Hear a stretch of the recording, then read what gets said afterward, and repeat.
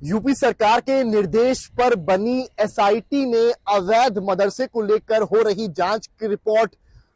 अब यूपी सरकार यानी कि शासन को सौंप दी है और इस रिपोर्ट में चौंका देने वाले खुलासे हुए हैं। लगभग 13,000 से ज्यादा अवैध मदरसे इस पुलिस इन्वेस्टिगेशन में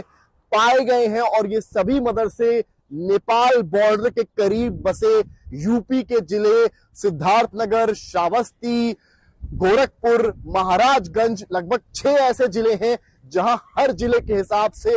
500 से ज्यादा मदरसे अवैध तरीके से चल रहे हैं। हम इस वक्त लखनऊ में हैं और यूपी पुलिस हेडक्वार्टर्स के पास मौजूद है। यूपी गवर्नमेंट ने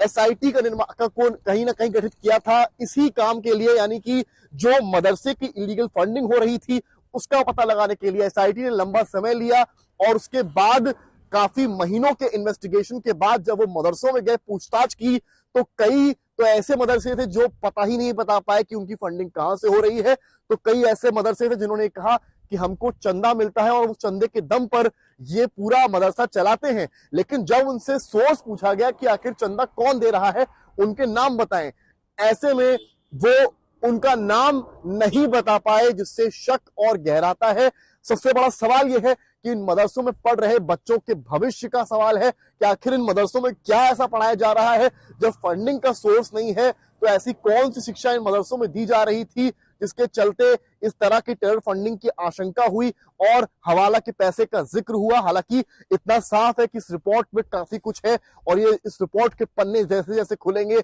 वैसे वैसे पर्दाफाश होगा साजिश का, जो कहीं ना कहीं नेपाल बॉर्डर में सीमावर्ती इलाकों में इन मदरसों के जरिए देश विरोधी गतिविधियां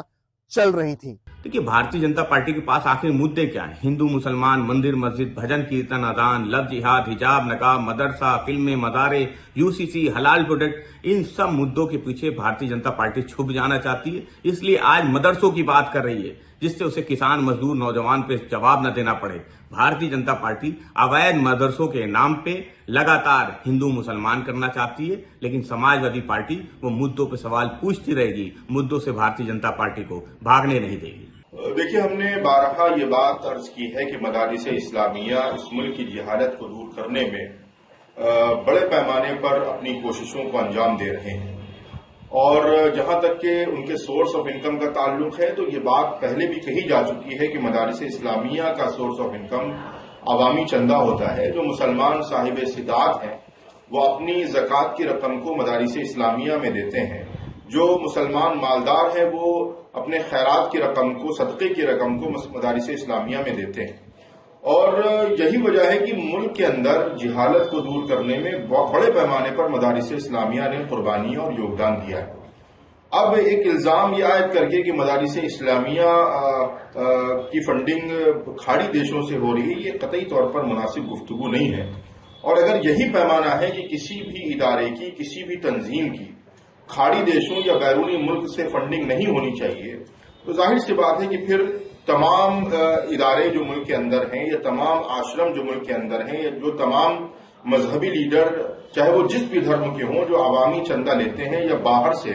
उनके मानने वाले उनके आश्रमों को, उनके इदारों को चंदा भेजते हैं, उनकी भी जांच होनी चाहिए और ये बात तय कर देनी चाहिए कि किसी भी इदारे को किसी भी पैमाने पर किसी भी गैर मुल्की ताउन को लेने का हक और इख्तियार नहीं होगा। अगर ये कानून बनता है तो जाहिर सी बात हम इसका स्वागत करते हैं, वरना सिर्फ किसी एक इदारे को या किसी एक मदरसे को या सिर्फ मदारिस इस्लामिया को